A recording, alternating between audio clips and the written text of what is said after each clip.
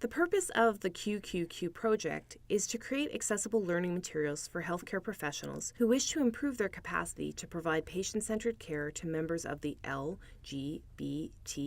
communities. We develop these modules in collaboration with members of LGBTQ communities, healthcare professionals who identify as members of LGBTQ communities, LGBTQ healthcare advocates, as well as champions and allies in communities like Hamilton, Oshawa, Peterborough, St. Catharines, and Sudbury. These collaborators volunteered their time and their knowledge because of their commitment to these issues. The goal of the project was really summed up well by one of the participants, who stated, when it comes to LGBTQ2 health, one of the things that I see as a real barrier here is that lack of education, that lack of training, and my hope is to see more curriculum development around that, and that way we can help fill these gaps. The QQQ project is sponsored by AMS Phoenix Foundation through a Call to Caring grant. The purpose of the grant is articulated through the following rationale and goals for the project. Compassionate care should be the bedrock of healthcare, but the intensity, stress, and drive for efficiency that characterizes healthcare today takes a toll on patients, families, and health professionals. The AMS Phoenix program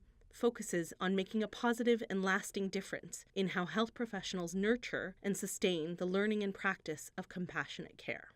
Additional funding for the QQQ project was provided by McMaster University Undergraduate MD Program, McMaster University Department of Psychiatry and Behavioral Neurosciences, McMaster University Department of Psychiatry and Behavioral Neurosciences Innovation and Scholarship Award, McMaster School of Social Work, Paul R. McPherson Institute for Leadership, Innovation, and Excellence in Teaching.